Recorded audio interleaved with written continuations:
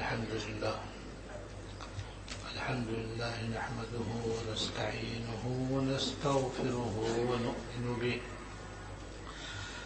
ونؤمن به ونتوكل عليه ونعوذ بالله من شرور أنفسنا ومن سيئات أعمالنا من يهده الله فلا مضل له ومن يضلله فلا هادي له وأشهد أن لا إله إلا الله وحده لا شريك له وأشهد أن سيدنا ونبينا ومولانا محمدا عبده ورسوله صلى الله تعالى عليه وعلى آله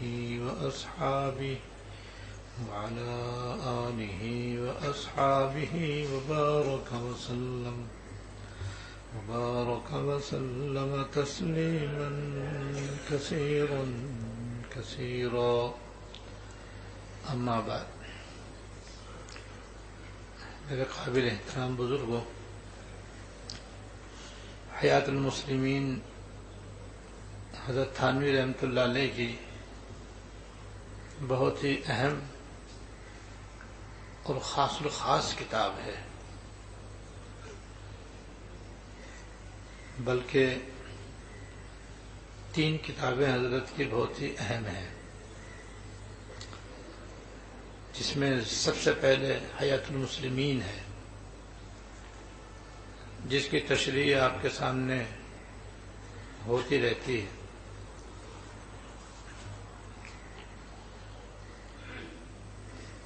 اور حضرت تھانوی رحمۃ اللہ علیہ کو اس کتاب کے مرتب کرنے میں سب سے زیادہ محنت اٹھانی پڑی ہے، سب سے زیادہ مشقت اور سب سے زیادہ محنت حضرت کو اسی کتاب کے مرتب کرنے میں ہوئی ہے۔ اور حضرت تھانوی رحمۃ اللہ علیہ جگہ جگہ یہ بھی فرماتے ہیں کہ مجھے اللہ تعالیٰ سے اپنی اس کتاب کی وجہ سے بخشش کی امید ہے، اور یہ حضرت نے مسلمانوں کی خستہ حالی، پستی، ذلت، رسوائی، ناکامی، نامرادی اور طرح طرح کی تکالیف اور مصیبتوں اور پریشانیوں میں مبتلا دیکھ کر دکھی دل سے حضرت نے اس کو لکھا ہے،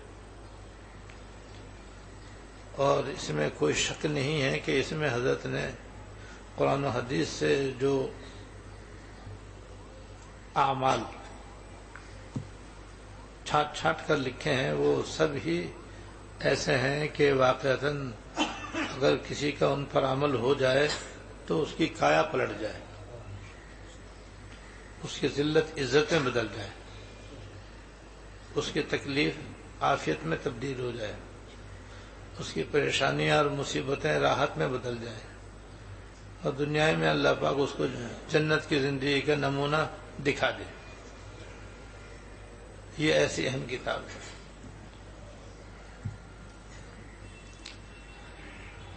دوسری کتاب حضرت کی ہے تعلیم الدین۔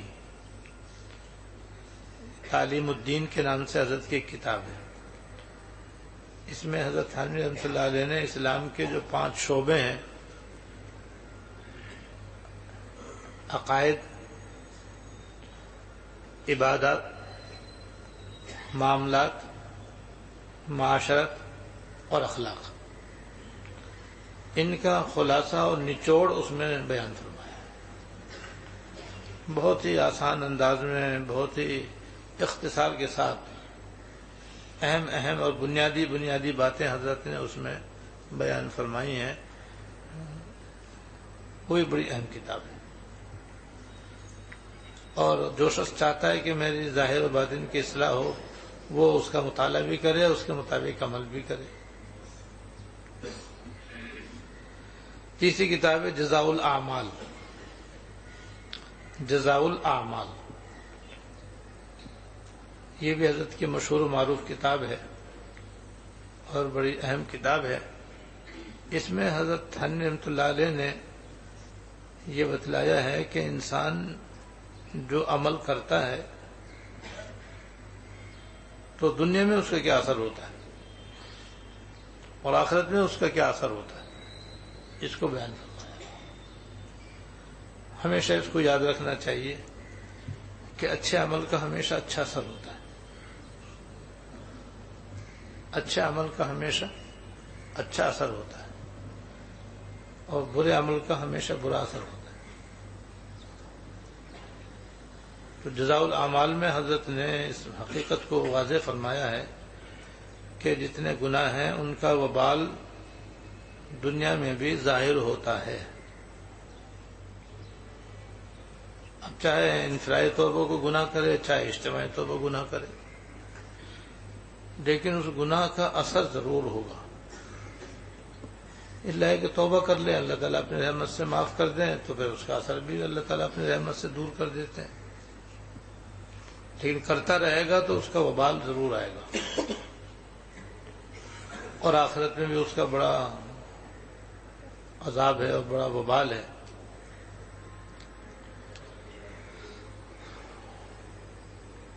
اور ہماری اس زندگی کے اندر جو کچھ بھی ہے وہ ہمارا عمل ہی ہے،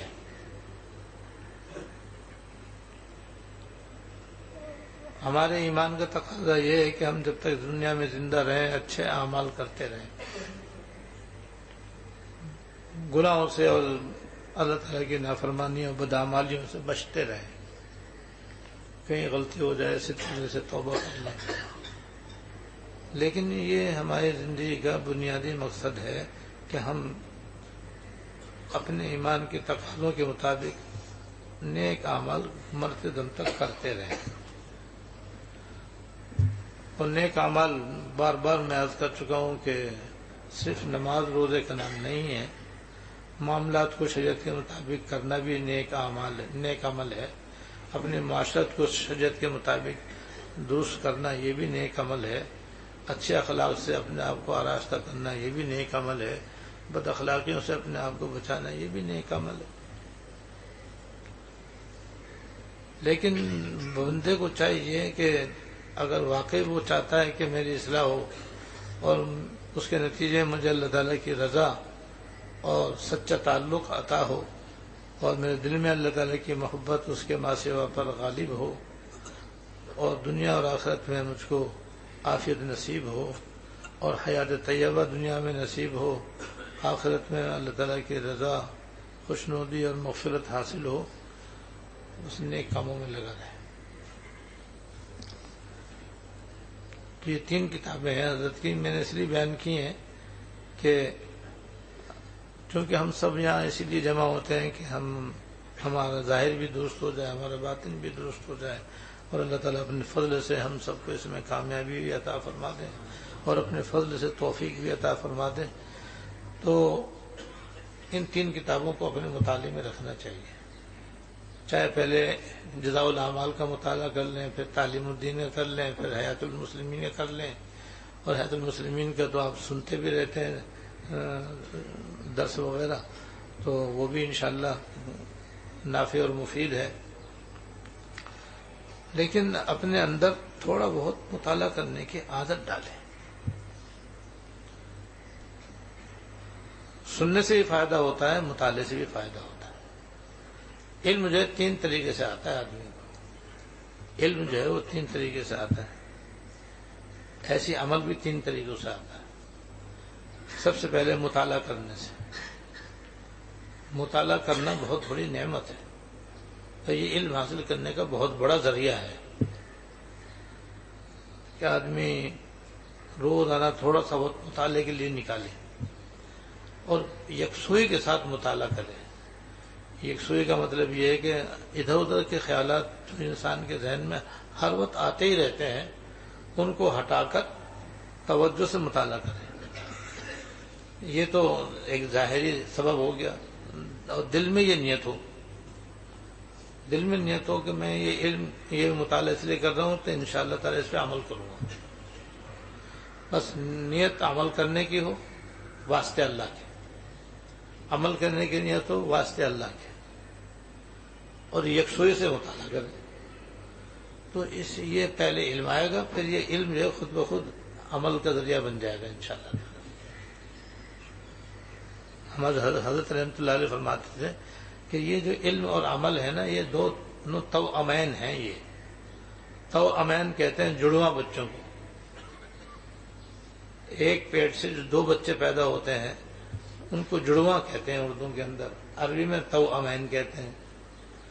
تو عام طور پر اپنے 2 جڑواں بچوں کو دیکھو ہمیشہ ساتھ ساتھ رہتے ہیں، ان کی شکلیں بھی ملتی جلتی سی ہوتی ہیں، ان کے مزاج بھی ملتے جلتا سا ہوتا ہے۔ اور میں نے تو کئی جوڑیاں ایسی دیکھی ہیں، بس دور سے دیکھو تو پتہ ہی چلتا ہے کہ کون سا ہے کون سا نہیں ہے یہ۔ اور بعض دفعہ تو فرق کرنا ہی مشکل ہوتا ہے کہ بڑا کون سا ہے چھوٹا کون سا ہے، پہلے کون پیدا ہوا بعد میں کون پیدا ہوا۔ تو دونوں عموماً میں نے ساتھ ساتھ دیکھے، پیدا بھی ساتھ ہی ہوتے ہیں، تو زندہ بھی رہتے ہیں تو عموماً ساتھ رہتے ہیں، ایک جیسے ہوتے ہیں۔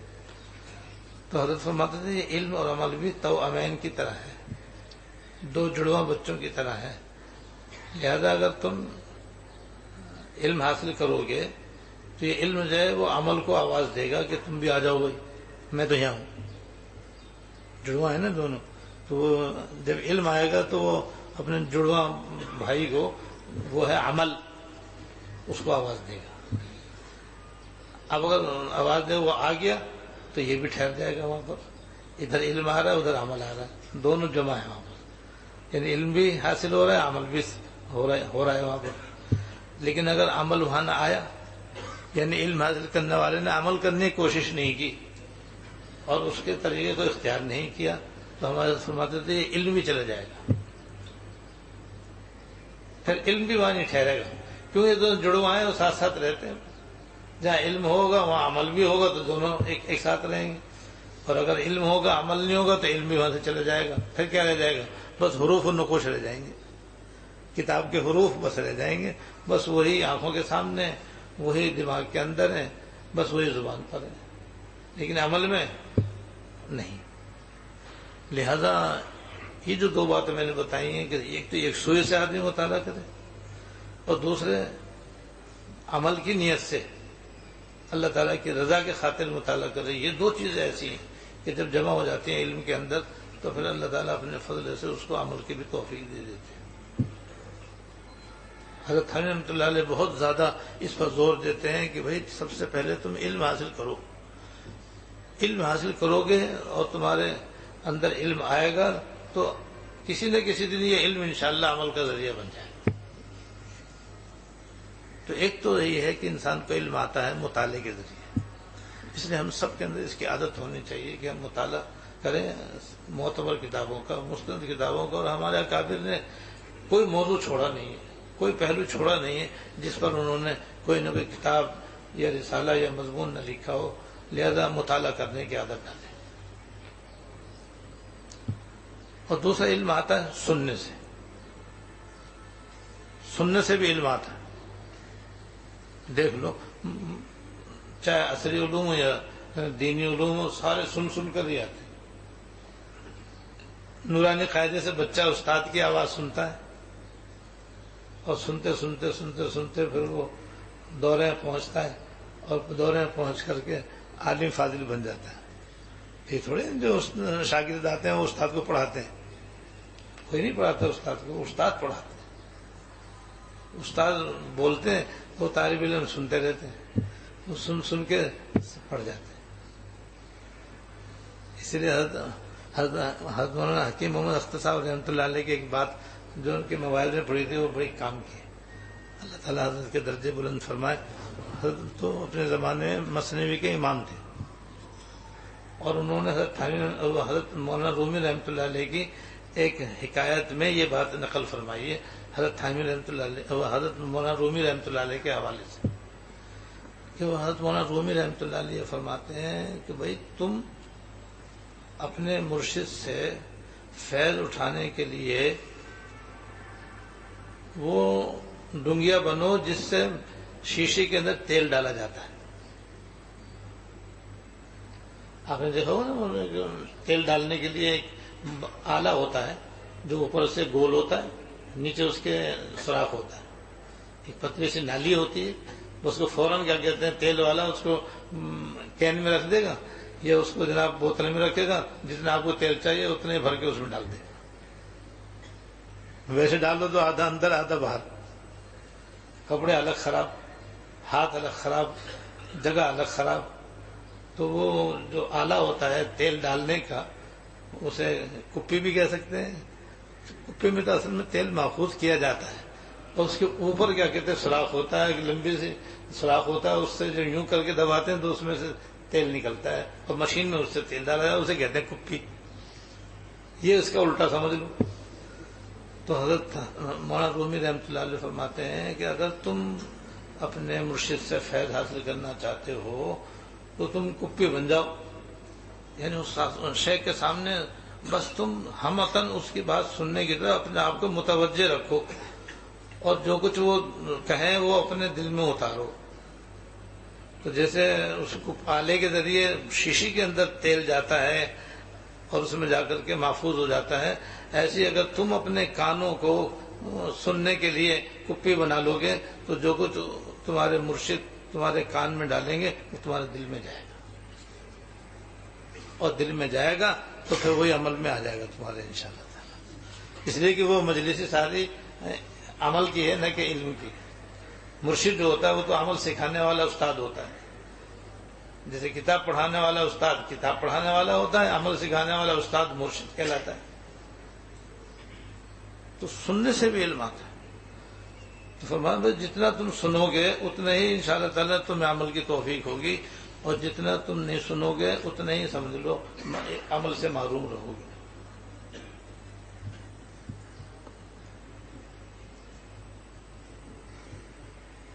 اور تیسرا ذریعہ آتا ہے، تیسرا ذریعہ ہے صحبت.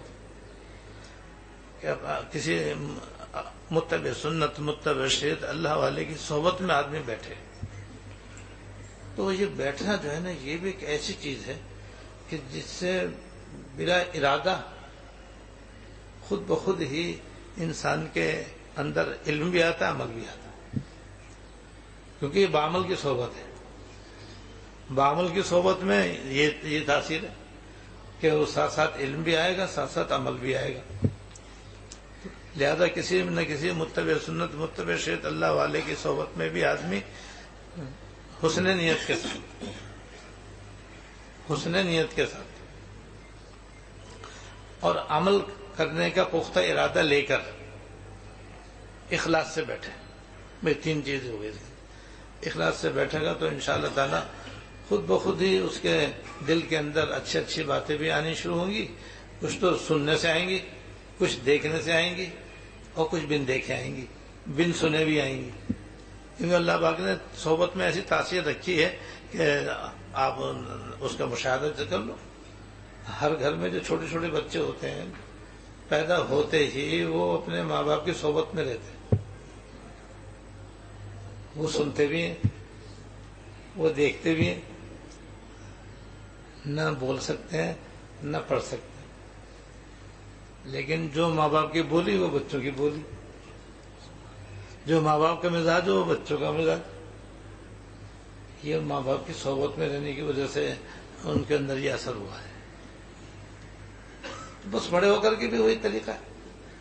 کسی اللہ والے کی صحبت میں رہو تو بس وہاں بیٹھے بیٹھے رہتے ان کی باتیں سن کر، ان کو دیکھ کر، اور ان کے پاس بیٹھ کر دھیرے دھیرے وہ جو باتیں ان کے دل میں ہیں وہ ادھر ہی منتقل ہو جائیں گی. یہ تین طریقے ہیں. تو میں یہ کہتا کچھ تھوڑا بہت مطالعہ کرنے کی بھی عادت ڈالنی چاہیے تاکہ ہمارے اندر علم آئے، اور علم آتا جائے گا تو انشاءاللہ تعالی وہ علم ایک دن عمل کا بھی ذریعہ بنے گا. تو حیات المسلمین کی روح نمبر 25 کا بیان چل رہا تھا، وہ اب انشاءاللہ تقریباً اب ختم پر ہے.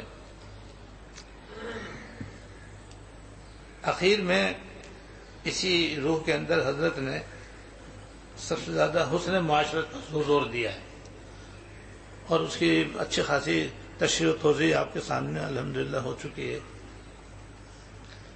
اس میں جو آخری عمل بیان کیا گیا تھا جس سے آدمی کی معاشرت صحیح ہوتی ہے اور معاشرت کے اندر حسن پیدا ہوتا ہے، خوبصورتی پیدا ہوتی ہے، اور صحیح معنی میں اس کو معاشرت کہنا چاہیے، وہ معاشرت حاصل ہوتی ہے، وہ یہ ہے کہ انسان اپنے اندر معاف کرنے کی عادت ڈالے. معاف کرنے کی بھی عادت ہونی چاہیے. وجہ وہی ہے جیسے میں نے پہلے بھی عرض کیا تھا کہ جب آدمی مل جل کر رہتا ہے نا تو مزاجوں میں اختلاف ہے. جیسے ہماری شکلیں الگ الگ ہیں نا تو ایسی مزاج بھی الگ الگ ہے. جیسے ہمارا چہرہ ایک دوسرے سے الگ الگ ہے، اندر طبیعت بھی ہر ایک کی ایک دوسرے سے الگ الگ ہے. اب جن کے مزاج ملتا جلتا ہوتا ہے وہاں پر کوئی لڑائی نہیں ہوتی، وہاں کوئی جھگڑا نہیں ہوتا، وہاں پر میل جول آسان ہو جاتا ہے. اور جہاں مزاجوں میں زیادہ فرق ہوتا ہے تو وہاں پر بات بات میں غصہ اور ناراضگی، لڑائی جھگڑا ہوتا ہے. لیکن اب یہ تو ممکن نہیں ہے کہ سارے ایک مزاج کے ایک جگہ جمع ہو، یہ کسی کی بھی اختیار میں نہیں ہے. اس لیے کہ ایک باپ کی جتنی بھی اولاد ہیں ان کے مزاج بھی الگ ہیں، میاں بیوی جو ہیں ان کے مزاج بھی الگ الگ ہیں، بہن بھائی ہیں تو ان کے مزاج بھی الگ ہیں. تو سمجھو پورے معاشرے کے مزاج الگ الگ ہیں.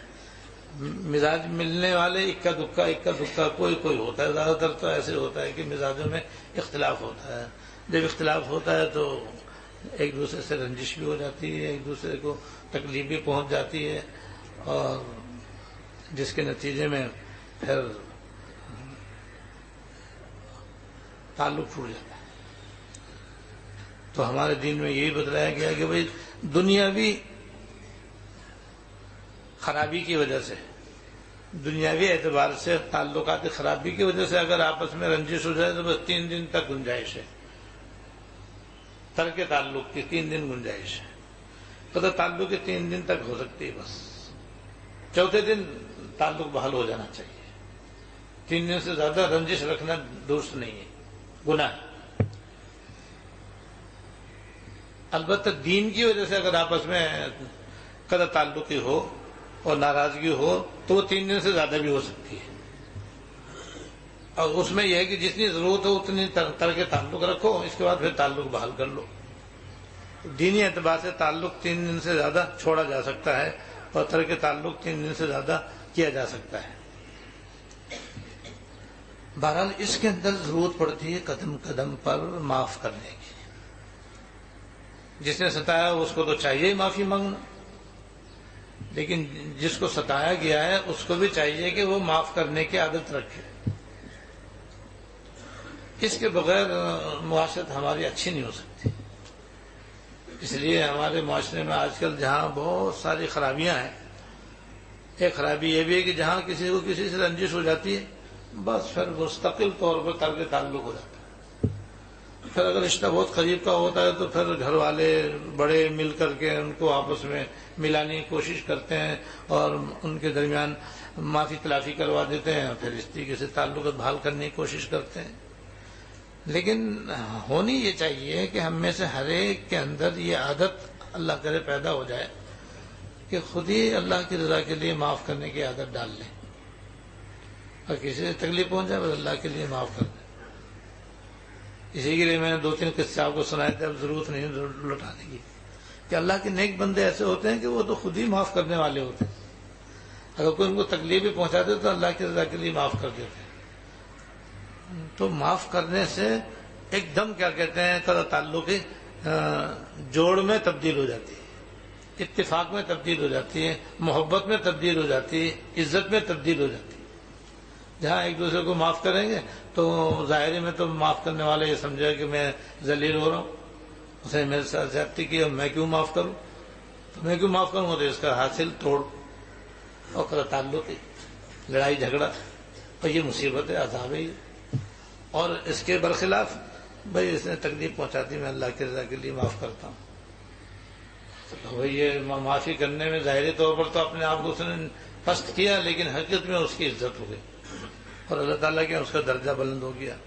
تو یہ معافی کی عادت جو ہے یہ ہر جگہ اس کی ضرورت ہے اور ہر جگہ یہ مفید اور نافع ہے، اور اس کا فائدہ یہ ہے کہ اس سے معاشرت اچھی ہوتی چلی جاتی ہے. اس لیے میاں بیوی کو بھی چاہیے کہ ایک دوسرے کی طرف سے پہنچنے والی تکلیفوں کو اللہ کی رضا کے لیے معاف کرتے رہیں. ماں باپ کو چاہیے کہ اولاد کو معاف کرتے رہیں, اولاد کو چاہیے کہ ماں باپ سے معافی مانگتے رہیں, اور اسی طرح بہن بھائی. بس یہ ہے ہمارا پورا معاشرہ, پھر رشتہ دار دور والے, اور پھر عام مسلمان. بس جہاں کہیں بھی کسی کو کسی سے تکلیف پہنچ جائے, ہر آدمی اگر معاف کرنے والا ہو جائے تو دیکھو کہیں بھی رنجش نہیں رہے گی, کہیں بھی کوئی تعلق کی باتیں نہیں رہے گی, سب بھائی بھائی ہو کر کے رہیں گے. یہی حضور کی تعلیم ہے. وَكُونُوا عِبَادَ اللَّهِ اخوانا, اور تم بھائی بھائی بن کر کے رہو. تو بھائی بھائی بن کر جب ہی رہیں گے جب معاف کرنے کی عادت ہوگی. یہ آخر میں نے عرض کیا تھا, دوبارہ اس نے لوٹایا اس کو کہ بھئی یہ بہت اہم پہلو ہے, اور یہ سنت ہے سرکار دو عالم صلی اللہ علیہ وسلم, اور یہ سنت ہے اللہ جل شانہ. اللہ تعالیٰ کا بھی یہ طریقہ ہے, اور حضور علیہ الصلوۃ والسلام کا بھی یہ طریقہ ہے, سارے انبیاء علیہ الصلوۃ والسلام کا یہ طریقہ ہے, صحابہ کرام کا یہ طریقہ ہے. تو بس ہمارے لیے بھی یہ طریقہ ہے کہ ہم بھی اس کی عادت ڈالیں اور اپنی بات کی پچ نہ کریں. اور کوئی بات طبیعت کے خلاف ہو گئی ہے تو اول تو خود ہی اللہ کی رضا کے لیے معاف کر دیں, اور معاف کر کے معاملہ صاف کر لیں. اور اگلا معاف نہ کرے تو پھر وہ ذمہ دار ہے. اگلا معاف نہ کرے تو پھر وہ ذمہ دار ہے جس نے معاف نہیں کیا. معافی مانگنے والا بری ہو جائے گا انشاءاللہ تعالی اللہ تعالیٰ کے نزدیک. اس کا ایک بہت بڑا فائدہ ابھی ذہن میں آیا, وہ یہ کہ جب آدمی معاف کرنے کی عادت ڈال لیتا ہے نا, تو انسان کے دل میں کسی سے کینہ نہیں رہتا, کسی سے بھی بوجھ نہیں رہتا انسان کے دل. سب سے انسان کا دل صاف رہتا. تو یہ بہت اعلیٰ عبادت ہے, یہ بہت اعلیٰ فضیلت والا عمل ہے. اس پر مجھے ایک واقعہ یاد آیا جو عام طور پر شب برات میں بیان کیا جاتا ہے, کہ حضرت عبداللہ ابن عمرو بن عاص رضی اللہ تعالیٰ, یہ ان صحابہ کرام میں سے جن پر عبادت کا غلبہ تھا, بہت زیادہ عبادت گزار تھے. ان سے یہ روایت مروی ہے. وہ فرماتے ہیں کہ ایک مرتبہ حضور صلی اللہ علیہ وسلم تشریف فرما تھے, اور آپ کے چاروں طرف آپ کے صحابہ تشریف فرما تھے. تو حضور نے اعلان فرمایا کہ دیکھو بھائی, ابھی ایک شخص اس گلی میں سے آئے گا, جس کسی کو جنتی آدمی دیکھنا ہو وہ اسے دیکھ لو. تو کہتے ہیں ہم سب لوگ متوجہ ہوئے کہ دیکھیں اب اس گلی میں سے کون آتا ہے جس کے بارے میں حضور نے جنتی ہونے کی بشارت دی ہے. تو تھوڑی دیر میں ہم نے دیکھا کہ ایک انصاری صحابی تشریف لائے, اور بالکل سیدھے سادے, اور وہ آئے, اور اس حال میں آئے کہ تازہ وضو کر کے آئے تھے, اور ان کے داڑھی سے پانی قطرے ٹپک رہے تھے, اور وہ مسجد میں داخل ہوئے, اور انہوں نے اپنے جوتے الٹے ہاتھ میں لیے, اور پھر آ کر حضور کی مجلس میں شامل ہو گئے. اور جب تک مجلس رہی وہ بیٹھے رہے, اس کے بعد جب مجلس برخاست ہو گئی تو وہ بھی چلے گئے, اور بات آئی گئی ہو گئی. حضور نے اعلان فرمایا تھا, ہم نے دیکھ لیا کہ بھئی یہ حضور کی بشارت کیا مصداق ہیں, اور ان کو حضور نے جنتی ہونے کی خوشخبری دی ہے. دوسرے دن مجلس ہوئی, دوسرے دن بھی آپ نے اعلان فرمایا کہ بھئی جس شخص کو جنتی آدمی دیکھنا ہو, ابھی جو صاحب آئیں گے وہ جنتی ہیں, ان کو دیکھ لینا. اب ہم پھر متوجہ ہوئے کہ دیکھیں بھئی آج کون آتا ہے, اور آج کون خوش نصیب آتے ہیں جن کے بارے میں حضور نے جنتی ہونے کی بشارت دی ہے اور اعلان کیا ہے. تو خدا کی شان, جو کل آئے تو وہی آج بھی آئے, اور جس طرح کل آئے تھے ایسے ہی آج بھی آئے, اور وہی اسی طرح بیٹھے حضور خدمت میں, اور آپ سے سلام دعا کی اور پھر چلے گئے. تیسرے دن بھی آپ نے اعلان فرمایا. اب اندازہ کرو کتنی اہم بات ہے. 3 دن تک آپ جنتی ہونے کا ایک شخص کے بارے میں اعلان فرما رہے ہیں. تو پھر ہم کیا متوجہ ہوئے کہ دیکھیں کہ آج کون صاحب آتے ہیں. خدا کی شان, جو پہلے دن آئے تھے وہ تیسرے دن بھی آئے, اور اسی طرح آئے جیسے پہلے دن آئے تھے, اور آ کر کے حضور خدمت میں بیٹھ گئے. پھر آخر میں حضور سے سلام دعا کی, ملے اور چلے گئے. تو حضرت عبداللہ ابن عمرو بن عاص رضی اللہ تعالیٰ عنہ فرماتے ہیں کہ میں نے جب ان کے بارے میں حضور کی زبان مبارک سے 3 دن تک الگ الگ مجلسوں میں جنتی ہونے کی خوشخبری سنی تو مجھے شوق پیدا ہوا کہ میں کسی بہانے سے ان کے پاس جاؤں، ان کے گھر رہوں اور ان کو دیکھوں کہ یہ 24 گھنٹے کیا عمل کرتے ہیں، دن میں یہ کیا عمل کرتے ہیں، گھر میں یہ کیا عمل کرتے ہیں، تاکہ پھر میں بھی وہ عمل اختیار کروں۔ تو کیا بعید ہے کہ اللہ تعالیٰ مجھے بھی یہ فضیلت عطا فرما دے؟ تو کہتے ہیں یہ میرے ذہن میں آیا، اور میں جیسی وہ مجلس ختم ہو کر کے چلے میں ان کے ساتھ ساتھ چلا، اور میں نے کہا کہ جی میری کچھ والدین سے کھٹپٹ ہو گئی ہے، 3 دن میں آپ کے گھر میں رہنا چاہتا ہوں۔ ہاں آ جاؤ ہمارے گھر رہو بے شک۔ اور انہوں نے لے جا کر کے مجھے اپنی بیٹھک میں ٹھہرا دیا، اور بیٹھک میں میں ان کے ساتھ رہا۔ تو دن میں تو میں نے ان کا یہ عمل دیکھا کہ بس وہ اذان ہوتے ہی وہ کھیتی باڑی کرتے تھے۔ انصاری اکثر صاحب کرم کھیتی باڑی اور باغبانی کیا کرتے تھے، تو دن میں تو وہ اپنے کھیت میں کام کرتے تھے، میں بھی وہاں ان کے ساتھ ہوتا تھا۔ بس اذان ہوئی تو سیدھے مسجد میں، اذان کے بعد پھر اپنے کام میں۔ اور دن بھر تو میں نے یہ دیکھا کہ وہ بالکل خاموش رہتے تھے، اور جب بات کہتے تھے تو اچھی بات کرتے تھے، جب زبان سے کوئی بات کہتے تھے تو بھلائی کی بات کہتے تھے، اچھی بات کہتے تھے، کام کی بات کرتے تھے، کوئی گناہ کی بات نہیں کہتے تھے، کوئی فضول بات نہیں کرتے تھے۔ یہ ہے وہ خاص بات ہے ہمیں اپنے پلے باندھنے کی، کہ زبان جو ہے نا اس کے اوپر لگام لگانے کی ضرورت ہے، تالا لگانے کی ضرورت ہے۔ یہ جو ہماری زبان بے تحاشا بے باکانہ انداز سے چلتی ہے، اور جس میں پتہ نہیں فضول گوئی تو ہوتی ہی ہوتی ہے، نہ جانے کتنے گناہ بھی اس کے ساتھ ساتھ ہوتے ہیں۔ اس سے بھی ہم خود گنہگار اور ہماری معاشرت برباد۔ تو کہتے بس میں نے ان کو دیکھا کہ وہ اپنا کام سے کام، جب بولیں گے تو اچھی بات بولیں گے، نہیں بولیں گے تو خاموش۔ اور یہ تعلیم ہے سرکار دو عالم صلی اللہ علیہ وسلم، کوئی خیر اللہ فیصمت او کما قال، یہ حدیث کا کے قریب الفاظ ہے کہ تم اچھی بات کہو ورنہ خاموش رہو۔ حضرت امام ابو حنیفہ رحمۃ اللہ علیہ نے اپنی انگوٹھی پر بھی یہ لکھوایا ہوا تھا کہ اچھی بات بولو ورنہ خاموش رہو۔ تو اس لیے لکھوایا تاکہ یاد رہے اور اس پہ عمل ہو سکے۔ تو دن میں تو میں نے ان کا یہ عمل دیکھا کہ بس وہ اپنے کام سے کام، اور بولتے نہیں تھے، جب بولتے تھے تو اچھی بات بولتے تھے ورنہ خاموش رہتے تھے۔ باقی بہت زیادہ میں نے ان کو ذکر کرتے ہوئے یا وہ بہت زیادہ نفلی بات کرتے ہوئے دن میں نہیں دیکھا، اپنے کام کاج سے مطلب۔ اچھا عشاء کے بعد کھانا وغیرہ کھانے کے بعد، عشاء کے بعد بھی میں نے ان کا عجیب عمل دیکھا، وہ میرے ساتھ ہی سوتے تھے کہ بس وہ آتے ہی بستر پہ، اور دن بھر کے تھکے ہارے ہوتے بس ایک دم سو جاتے، تہجد میں بھی نہیں اٹھتے تھے۔ حالانکہ عام صحابہ کرام کا عام معمول تہجد پڑھنے کا تھا، وہ تہجد بھی نہیں پڑھتے تھے۔ بس وہ رات کو کبھی آنکھ کھل گئی تو بس لیٹے لیٹے ہی اللہ کا ذکر کیا، اور پھر کروٹ لی پھر سو گئے، اور صبح اذان ہوتے ہی کھڑے ہو جاتے تھے۔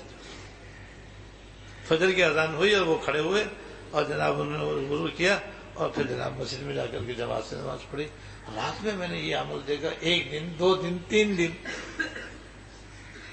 جب 3 دن گزر گئے، مہمانی کا جو 3 دن کا وقت ہے وہ پورا ہو گیا، تو میں نے ان سے صورت عرض کرتی کہ حضرت میری والدین سے کوئی کھٹپٹ نہیں ہوئی تھی، وہ تو میں نے ایک بہانہ بنایا تھا آپ کے یہاں 3 دن رہنے کے لیے، لیکن میں اب یہ عرض کرنا چاہتا ہوں کہ میں نے یہ آپ کے یہاں 3 دن رہنے کا کیوں ارادہ کیا تھا۔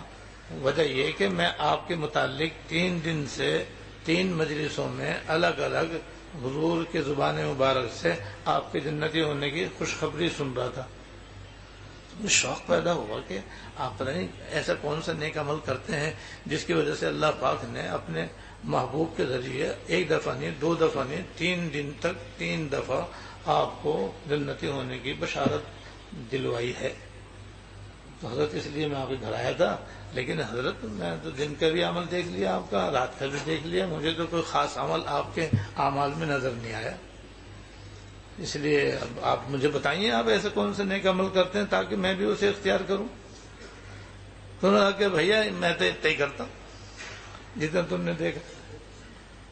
تو میں سلام کیا اور میں چل دیا۔ تھوڑی دور گیا تھا تو انہوں نے آواز دی، یا عبداللہ، اے عبداللہ ابن عمرو العاص، ذرا آؤ، میں ایک بات ابھی یاد آئی ہے، میں تمہیں بتا دیتا ہوں۔ پھر جب میں آیا تو انہوں نے کہا کہ عمل تو میرا اتنا ہی ہے جو تم نے دیکھا ہے، لیکن مجھے ابھی ایک بات اور یاد آئی اپنے متعلق، وہ میں تمہیں بتا دیتا ہوں۔ ایک یہ کہ ایک تو میرے کسی مسلمان کے بارے میں میرے دل کے اندر کوئی کینہ نہیں، میں ہر مسلمان کے حق میں خیر خواہ ہوں، میرے ہر مسلمان کا دل سے ہمدرد اور خیر خواہ ہوں، کسی مسلمان کی میرے دل میں کوئی کینہ اور بغض نہیں ہے۔ بس یہ میں تمہیں بتانا چاہتا ہوں کہ بھئی دیکھ لو، تم غور کر لو اس کو۔ میں حضرت اصل عمل تو یہی تو ہے اصل چیز جو اچھوں کو نصیب نہیں ہے۔ دلوں کے اندر کدورتیں ہیں، رنجشیں ہیں، اس کے نتیجے میں کسی سے بغض ہے، کسی سے نفرت ہے، کسی کی تحقیر ہے، کسی کی تذلیل ہے، کسی کی توہین ہے، تو یہ لوگوں کے دلوں کے اندر بھرے پڑے۔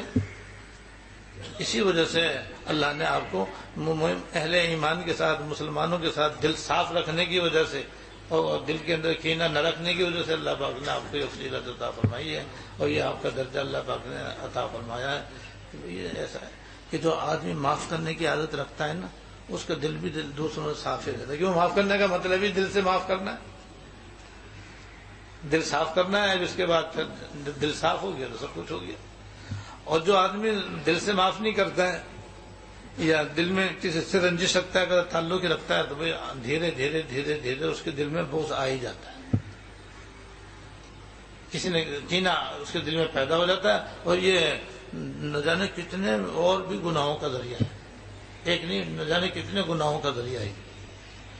اس لیے معاف کرنے کی جو ہے عادت وہ ہونی چاہیے۔ اب آخر میں حضرت تھانوی رحمۃ اللہ علیہ کے ایک ملفوظ کا خلاصہ عرض کرتا ہوں جو حضرت نے معاشرت کے سلسلے میں بیان فرمایا، اور وہ بہت ہی جامع اور مفید ہے۔ اللہ تعالیٰ مجھے بھی اور آپ کو بھی عمل کی توفیق عطا فرمائے۔ حضرت تھانوی رحمۃ اللہ علیہ فرماتے ہیں کہ مجھے سب سے زیادہ فکر اپنے بارے میں بھی اور اپنے احباب کے بارے میں بھی۔ حضرت کے احباب سے مراد حضرت کے مریدین، متعلقین، متوسلین، متوسمین جو حضرت سے اصلاح تعلق رکھتے تھے، حضرت خدمت میں آتے تھے، جاتے تھے، خطوں کی دعوت کرتے تھے، وہ حضرت کے احباب کہلاتے ہیں۔ فرماتے ہیں میں سب سے زیادہ اپنے بارے میں بھی اور اپنے احباب کے متعلق بھی اس بات کی فکر رکھتا ہوں اور اس بات کا اہتمام چاہتا ہوں کہ کسی کو کسی سے تکلیف نہ پہنچے، نہ جسمانی طور پر کسی کو کسی سے تکلیف پہنچے، جسمانی طور پر بھی کسی سے کسی کو تکلیف نہ پہنچے، جیسے کسی کو مارنا، پیٹنا، لڑنا، جھگڑنا، اذیت دینا، ستانا، تکلیف دینا، جسمانی طور پر بھی کسی کو کسی سے کوئی تکلیف نہ پہنچے۔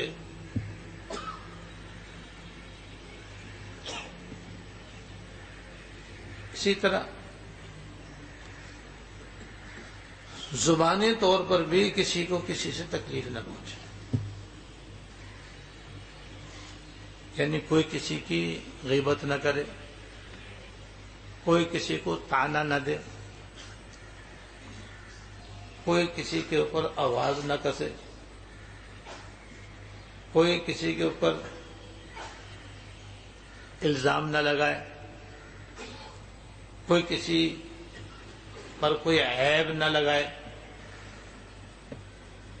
عیب جوئی کرنا، تہمت لگانا، الزام لگانا، غیبت کرنا، برائی کرنا، عیب جوئی کرنا، کسی کی چغلی کھانا۔ لہٰذا میں چاہتا ہوں کہ نہ میں ایسا کروں، نہ میرا کوئی احباب میں سے کوئی ایسا کرے۔ اب یہ میں آگے والا ملفوظ سناؤں گا، بیچ میں کہہ دوں گا ہمارے اندر غیبت کرنے کی کتنی بدترین عادت ہے، اللہ ماشاء اللہ۔ یہ زبان ہماری ایسی بے تکی اور بے دھڑک چلتی ہے کہ نہ جانے کتنوں کی تو غیبت اس کے اندر ہوتی ہے، کتنوں کی بے آبروئی اس کے اندر ہوتی ہے، کتنوں کی اس کے اندر تہمت لگتی ہے، کسی نہ جانے کیا کیا ہوتا ہے۔ یہ بے تکا زبان استعمال کرنے کا انجام ہے۔ سوچ سمجھ کر بولنے کی عادت نہیں ہے، بس بے دھڑک بولنے کی عادت ہے۔ ہم سمجھتے ہیں کہ بس ہماری زبان ہے، ہم کچھ بھی زبان سے نکالتے ہیں، ایسا نہیں ہے۔ ما یلفظ من قول الا لدیہ رقیب عتید، ما یلفظ من قول، کوئی بات زبان سے نہیں نکالتا ہے مگر ایک طاقتور فرشتہ اس کے اوپر مقرر ہے جو اس کو ریکارڈ کر رہا ہے، نوٹ کر رہا ہے اس کو۔ اور چنانچہ ایک حدیث میں تھوڑی سی اس کی تشریح ہے کہ پورے ہفتے انسان جو کچھ بولتا ہے، اور ہر انسان ایک ہفتے تک جو کچھ بولتا ہے، تو جمعرات کو فرشتے اس کا کھاتہ لے کے بیٹھ جاتے ہیں۔ پورے ہفتے جو کچھ اس نے بولا سب لکھا ہوا ہے اس کے، جیسے ٹیپ ریکارڈ میں ٹیپ ہو جاتا ہے ایسے ان کے یہاں بھی ہو جاتا ہے۔ اس کے بعد پھر وہ اس میں سے 3 حصے کرتے ہیں۔ اچھی باتیں اچھے اعمال ایک طرف کر لیتے ہیں، گناہ کی باتیں گناہ کے اعمال الگ کر لیتے ہیں، نیکیاں اس کی باقی رکھتے ہیں، گناہ الگ رکھتے ہیں، اور جتنی باتیں مباح ہیں اور جائز ہیں، نہ گناہ نہ نیکی، وہ قلعدم کر دیتے ہیں، کیونکہ اس میں نہ عذاب نہ ثواب۔ پھر اگر کسی نے توبہ کر لی تو گناہ بھی معاف ہو گئے اور نیکیاں بھی، ورنہ گناہ اور نیکی دونوں کھاتے میں برقرار رہتی ہیں، اور جو مباح باتیں تھیں، مباح کام تھے، مباح اعمال تھے، وہ سب ختم ہو جاتے ہیں۔ یہ ہے دوسرے حدیث میں تشریح۔ تو جو کچھ بھی ہم بولتے ہیں محفوظ رہتا ہے۔ تو ایک بزرگ کا عمل بھی سن لو۔ ایک بزرگ کا یہ عمل تھا کہ ہر جمعرات کو وہ توبہ کرتے، ہر جمعرات کو توبہ کرتے۔ مجھے حضرت جمعرات کی توبہ کیسی؟ تو جمعراتی توبہ ہو گئی۔ کہتے ہیں بھائی وہ حدیث میں آیا نا، میں اس پہ عمل کرتا ہوں کہ ہر جمعرات کو فرشتے ہفتے بھر کا کھاتا لے کے بیٹھتے ہیں۔ تو بھائی نیکیاں تو وہ ایک طرف کر لیں گے، وہ تو اتنے قابل اطمینان ہے کہ ایسا ہو نہیں سکتا کہ وہ میں نہیں کروں وہ نیکی ضائع کر دیں گے، ایسا تو ہوگا نہیں، وہ تو محفوظ رکھیں گے۔ اب رہ گئے گناہ تو وہ میں توبہ کر لیتا ہوں تاکہ وہ قلعدم ہو جائے، اور باقی جو مباح باتیں وہ تو خود ہی کر دیں گے وہ ختم۔ تو میرے کھاتے میں نیکیاں رہیں، اس لیے میں توبہ جمعرات کو توبہ کرتا ہوں۔ یہ ہے عقل مندی، دیکھو یہ ہے دانش مندی، اللہ تعالیٰ یہ سمجھ عطا فرمائے۔ تو حضرت نے فرمایا نہ تو زبان سے کسی کو تکلیف دو، تیسری دو فرمایا کسی کے آبرو پر حملہ مت کرو۔ ہر آدمی کے اللہ پاک نے عزت بنائی ہے، آپ کوئی ایسی بات مت کرو، آپ کوئی ایسا عمل مت کرو، آپ کوئی ایسی بات نہ کرو جس کے اس کی آبرو خراب ہو، جس میں عام طور پر کسی کی تحقیر، کسی کو حقیر سمجھنا۔ حقیر سمجھنے کے ساتھ ساتھ پھر آدمی جب حقیر سمجھتا ہے تو پھر حقیرانہ انداز سے حقیرانہ انداز بھی اختیار کرتا ہے، بولنے میں بھی اس کو حقیر سمجھتا ہے، اٹھانے بٹھانے میں بھی اس کو حقیر سمجھتا ہے، بولنے چالنے میں بھی اس کے ساتھ حقارت آمیز رویہ اختیار کرتا ہے۔ یہ اس کی آبرو خراب کرنا ہے، یا اور کسی طریقے سے اس کو برا بھلا کہنا ہے، ملامت کرنی ہے، اس کا مذاق اڑانا ہے، اس کا استہزاء کرنا ہے، یہ ہے آبرو خراب کرنا۔ تو آبرو بھی کسی خراب نہ کرو۔ تو نہ جسمانی طور پر کسی کو تکلیف پہنچاؤ، نہ زبانی طور پر کسی کو تکلیف پہنچاؤ، نہ کسی کی آبرو خراب کرو، اور نہ ہی اپنے دل میں کسی کو برا سمجھو۔ اپنے دل سے بھی کسی کو حقیر، کسی کو ذلیل، کسی کو خواہ مخواہ کسی سے بدگمانی اپنے دل سے مت کرو کسی کے ساتھ۔ پھر آخری بات فرمائی حضرت، اور آخر میں یہ ہے کہ اگر کہیں غلطی ہو جائے تو اپنے آپ کو ہر وقت معافی مانگنے کے لیے تیار رکھے۔ جہاں کہیں بھی کسی کے ساتھ ایسا طرز عمل ہو جائے تو اللہ کی رضا کے لیے بس فوراً اس سے معافی مانگ لو۔ اللہ تعالیٰ سے توبہ کرنی، لیکن بندے کی چونکہ تلفی ہو گئی، اس بنا پر اس کو بھی کیا کہتے ہیں، اس سے بھی معافی مانگنے میں عار نہ کرو، اور کوئی اپنے اندر یہ محسوس نہ کرو کہ میں معافی مانگوں تو میری حیثیت ہی کیا رہ جائے گی۔ حیثیت بنے گی معافی مانگنے سے، ورنہ جو حیثیت ہے وہ بھی نہ رہے گی، اللہ بچائے۔ یہ ایک ملفوظ ہے جس کا خلاصہ ہے۔ ایک دوسرے ملفوظ اس سے ہی مختصر ہے، وہ بھی اسی سے متعلق ہے، وہ بھی عرض کر دوں، وہ فرمایا بھائی کسی کو تکلیف نہ پہنچانا کل سلوک ہے، یعنی ساری طریقت اور ساری اصلاح و تربیت کا حاصل یہ ہے کہ انسان انسان بنے اور انسانوں کی طرح رہنا سیکھے، جس سے ناحق کسی دوسرے کو کہیں بھی تکلیف نہ پہنچے، اب چاہے گھر میں ہو، چاہے دکان پہ ہو، چاہے کارخانے میں ہو، چاہے بازار میں ہو، چاہے تقریب میں ہو، چاہے تفریح میں ہو، جہاں بھی رہے ایسا رہے کہ اس سے کسی کو تکلیف نہ پہنچے۔ اللہ تعالیٰ مجھے بھی اور آپ کو بھی عمل کی توفیق عطا فرمائے۔ وآخر دعوانا الحمدللہ۔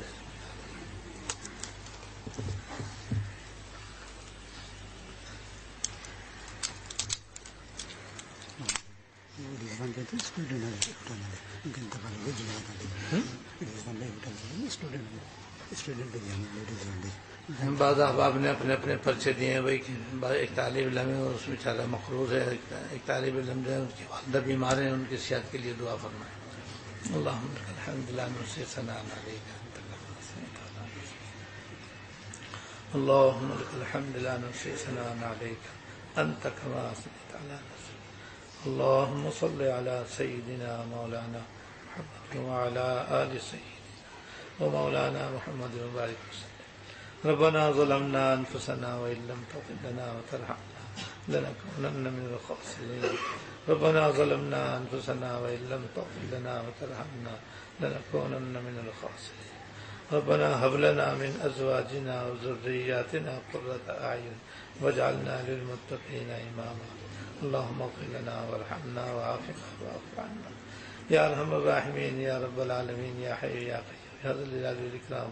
ہم سب کے اگلے اور پچھلے، چھوٹے اور بڑے، خفیہ علانیہ سارے گناہ معاف یا اللہ، ہم سب کے اگلے پچھلے، چھوٹے بڑے، خفیہ علانیہ سارے گناہ معاف فرما اور اپنی مرضیات پہ چلنے کی توفیق عطا فرما یا اللہ۔ اپنے فضل سے، اپنے کرم سے ہم سب کو دنیا اور آخرت میں ہر لمحہ ہر آن عافیت کاملہ عطا فرما، عافیت کاملہ عطا فرما، عافیت کاملہ عطا فرما یا ارحم الراحمین۔ ہم کو حسن معاشرت اختیار کرنے کی توفیق عطا فرما، حسن معاشرت اختیار کرنے کی توفیق عطا فرما یا ارحم الراحمین۔ اس کے جو اصول و قواعد ہیں ان پر عمل کی توفیق عطا فرما۔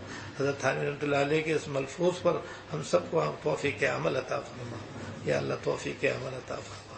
ہمارے ظاہر کی بھی اصلاح فرما، باطن کی بھی اصلاح فرما یا اللہ۔ علم حاصل کرنے کے جتنے بھی ذرائع ہیں اور عمل سیکھنے کے بھی جتنے ذرائع ہیں انہیں اپنانے کی توفیق عطا فرما، انہیں اختیار کرنے کی توفیق عطا فرما یا ارحم الراحمین۔ دنیا میں جہاں جہاں جو خواتین و حضرات یہ بیان سنے یا اللہ، ہمیں بھی ان کو بھی دنیا اور آخرت میں ہر خیر عطا فرما، ہر شر سے پناہ عطا فرما یا اللہ، ہر خیر عطا فرما، ہر شر سے پناہ عطا فرما۔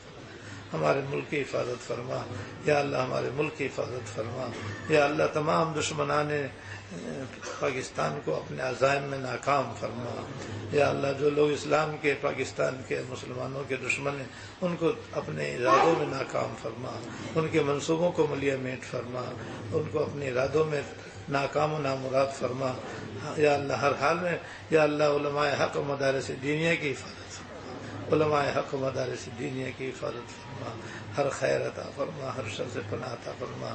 جتنے احباب و خواتین و حضرات نے دعاؤں کے واسطے کہا یا لکھا ہے سب کی نیک مرادیں پوری فرما۔ ربنا تقبل منا انک انت السمیع العلیم وتب علینا انک انت التواب الرحیم۔